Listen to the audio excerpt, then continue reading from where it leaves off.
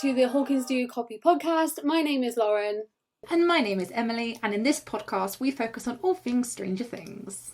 Today we are looking at some of the many influences of Stranger Things. We know that there were lots of things that inspired the show, but some of those things were based on real and potentially real events. And that is... Yeah, one of them we know definitely happened. One of them is surrounded in conspiracy theories, but we're going to go into those today. And that is MK Ultra and the Montauk project.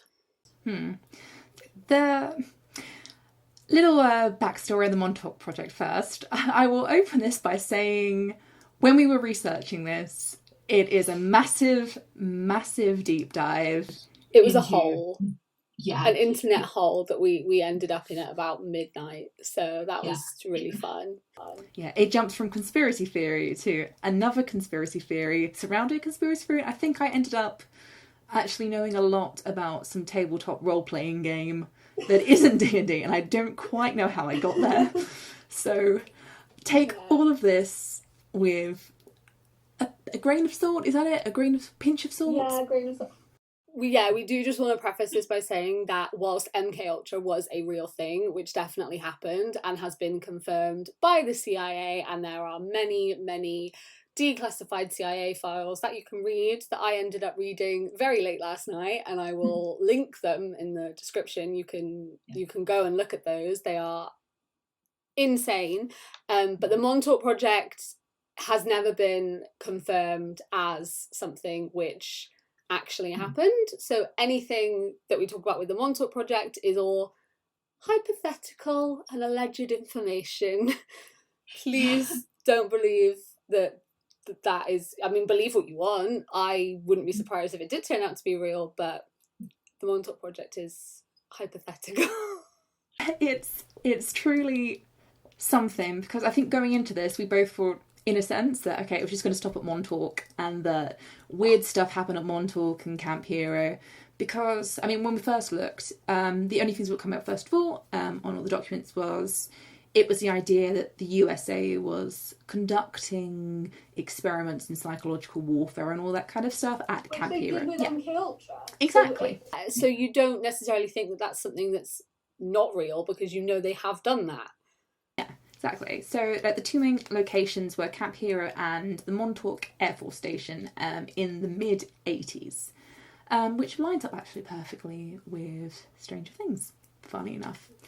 But then, as we searched more and more, it led me to 1943, which I think, if we're talking about Montauk, I kind of need to go back to there first, because you can't talk about one without the other, apparently. So in October 1943, there's something what came to be known as the Philadelphia experiment, and there was actually a movie made out of this as well. And apparently there's a lot of apparentlys with Montauk, so please bear that in mind. Alleged information is the Montauk. I don't need any CIA or US government telling me that we've broken some... Alleged information is the Montauk project. Yeah. So, God, apparently the USA was conducting secret experiments at a naval shipyard in Philadelphia, and apparently the idea was that they were trying to find a way to... I mean, it's the height of World War II, so bear that in mind. It's important to, I think, remember that these things are happening around a war, because that seems to be the basis of lots of things that the US government decides to carry out. So, yeah. Allegedly. Yes, allegedly. So, apparently they were trying to discover a way to hide themselves from, say, like, the Nazi radar systems at the time. And what was quite interesting to discover that as far back as 1955, there were conspiracies about what they were actually doing. And so the main one was that they not only succeeded to manage to hide themselves, but actually managed to completely cloak the ship itself. Completely. vanished off all the radars. And here's the big one. Apparently made it travel to who knows where. Dimensions, time travel, who knows. And this was a big thing, and it was covered in a film called The Philadelphia Experiment as well. I didn't know anything about this until you started telling me about, like, I didn't know anything about that side of it. Neither did I. I just thought, Montauk, perfect. Hero, there it is, know about that, there we go. Nope, we're in World War II instead. But that follows in with the wanting to do experiments because of the war, or because of a war, which is a theme in Stranger Things. Yeah, exactly. And what is actually quite interesting, because I do have, obviously you can read the pilot online. I think there are links, and if we find it, I think we're allowed to link. I think so. I think that the original script is public domain now, but we'll have a look anyway. Yeah, it was at one point. It definitely was at one point. Yeah, I'm sure that it was released at one point. Regardless, I have a copy of the script. And what's quite interesting is that at the beginning of it, it actually goes back to, well, the date in the script for it, in the pilot. So the pilot itself was called Montauk. So wasn't the show going to be called Montauk originally? Yeah, I think for a long while it was called Montauk. I think even up to auditions. Yeah, and it was going to be set in Camp Hero, wasn't it? Yeah, and that's something that's actually covered here. So it actually starts in 1942, which ties in very well with the idea of the Philadelphia experiment. It says, World War II, the United States builds a military base at the easternmost point of Montauk, New York. So the only difference is it was New York in the script, but it was Philadelphia in the real life scenario. And then that then ties into, it goes through to then 1972, which I guess ties into MK Ultra to an extent, because it mentions Cold War. That's yeah. And then it goes to 1980, which Camp Hero is then shut down, which leads very nicely into the next part of the Montauk Philadelphia scenario.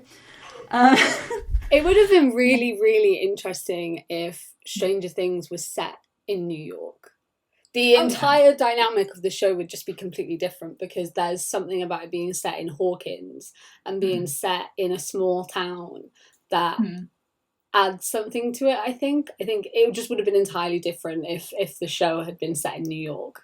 Oh yeah, definitely. Because, I mean, they talk about in the show as well about how nothing happens in Hawkins. Yeah. And I think New York would definitely change that vibe. A lot of dynamic. And I think that it's interesting because so many people in and around New York, in and around Montauk, that know about Montauk, know about Camp Hero, and have known about it since the 1940s, in real life, still report on Montauk to this day, to things that happen there. So to have a show set there, they're not gonna, it wouldn't have been under the radar as much as the Hawkins lab is. No one suspected that things were happening in the Hawkins lab because nothing happened in Hawkins. But if you have a show set where something which has been happening for all these years, that so many people know about has been happening for all these years, or allegedly know has been happening all these years, then it entirely changes the whole dynamic of the show, which I think is really interesting. And that is why I do love that Hopper moved to New York. So there was still that New York tie, I guess. It makes you wonder if obviously I know that some of his backstory was covered in Darkness on the Edge of Town. That is, but it makes me wonder, especially with what we're kind of hearing about season 4, and I believe that David Harbour said this himself. I believe he said as well that we're going to be going into Hopper's backstory a lot. So it'd be interesting to know actually if Montauk is brought up still in that sense, especially if we know. Yeah, it would be interesting. I met David Harbour last year, Flex. No, and I actually said to him, because Hopper is one of my favourite characters, because I really like the intricacies of Hopper's character, and I like how many sort of layers he has, and that he's not this perfect person, and he's got this whole sort of backstory which I find quite interesting. And my exact words to him was, please tell me that Hopper is going to be okay. And his response was, Lauren, it is Stranger Things. Nothing is ever okay. Thanks, David. So I don't have much faith, but I do think that it means that we are going to be exploring a lot more about Hopper, and I think that he knows a lot more than obviously he was letting on. But yeah, I think that this is going to be a Hopper focused season, in my opinion. I also really enjoy that he inadvertently told you that Hopper was going to die in season 3 in that comment. Yeah. Thanks, David. Cheers for that. So actually that ties in really well to the next part of Montauk and the idea of how things would change. Because once again, allegedly, because this is a bit something.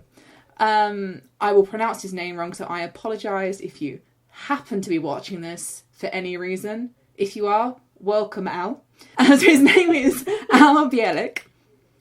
And he claimed to be a crew member on the ship that vanished and was sent through time. And apparently he jumped off the ship mid-time warp and ended up in Montauk in 1983, in which they seem to be doing similar experiments in psychological warfare. And what we discover that's quite interesting with Montauk is that there's the idea as well that they were using children in experimental settings and trying to see about how they have psychological powers, and they were called the Montauk Boys, which kind of fits in very nicely with the numbers.